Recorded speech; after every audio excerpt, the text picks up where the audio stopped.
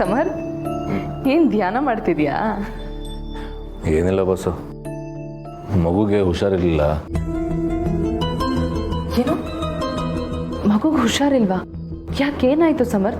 Doctor ಹತ್ರ ಹೋಗಿದ್ರಾ? ಇರು, ನಾನು ಅಮ್ಮಂಗೆ ಈಗಲೇ ಕಾಲ್ ಮಾಡ್ತೀನಿ.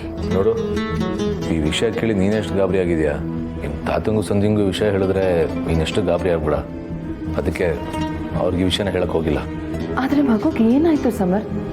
ನಾನು ಅಮ್ಮನ ಹತ್ರ ಮಾತಾಡ್ಲಾ? ಬೇಡ ಬಸ್ಸು, ಈಗ ಪರವಾಗಿಲ್ಲ, ಮಗು ಸ್ವಲ್ಪ ಹುಷಾರಾಗೇ ಇದೆ.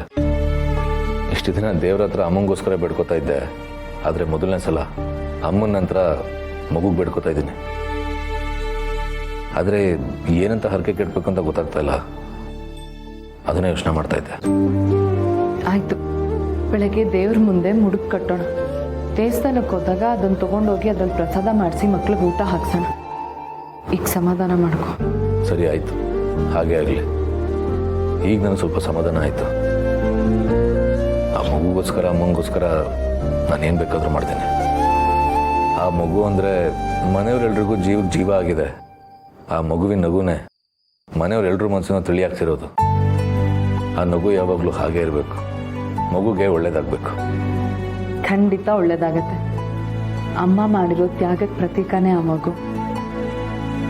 ಯಾವ ತಾಯಿ ತಾನೆತ್ತು ಮಗುನ ಇನ್ನೊಬ್ರಿಗೆ ಸಂಪೂರ್ಣವಾಗಿ ಬಿಟ್ಕೊಡ್ತಾಳೆ ಹೇಳು?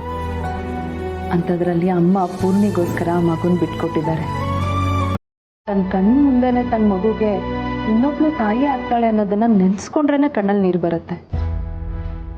ಏನೇ ಅಂದ್ರೂ ಹೆತ್ ಕರಳಲ್ವ ಸಮರ್, ಸಂಕಟ ಅನ್ನೋದಿದ್ದೇ ಇರತ್ತೆ. ಅಂಥದ್ರಲ್ಲಿ ಈ ಎಲ್ಲ ನೋವನ್ನು ಸಹಿಸ್ಕೊಂಡು ಇನ್ನೊಬ್ರು ಸಂತೋಷಕ್ಕೋಸ್ಕರ ಬದುಕ್ತಿದಾರಲ್ಲ ಅಮ್ಮ, ನಿಜವಾಗ್ಲೂ ಅವ್ರ ಬಗ್ಗೆ ಹೆಮ್ಮೆ ಆಗತ್ತೆ ಸಮರ್.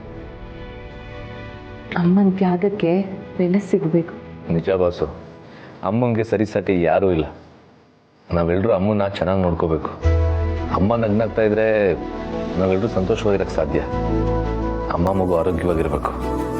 ಸಮರ್, ಅಮ್ಮ ಸಾವನ್ನೇ ಗೆದ್ದು ಬಂದವರು. ಅಮ್ಮಂಗಾಗ್ಲಿ ಮಗುಗಾಗ್ಲಿ ಏನೂ ಆಗಲ್ಲ. ನೀನೀಗ ನೆಮ್ಮದಿಯಾಗಿ ಮಲ್ಕೊ. ಬೆಳಗ್ಗೆ ಎದ್ದು ದೇವ್ರ ಹತ್ರ ಹರಕೆ ಕಟ್ಕೊಳ್ಳೋಣ, ಸರಿನಾ?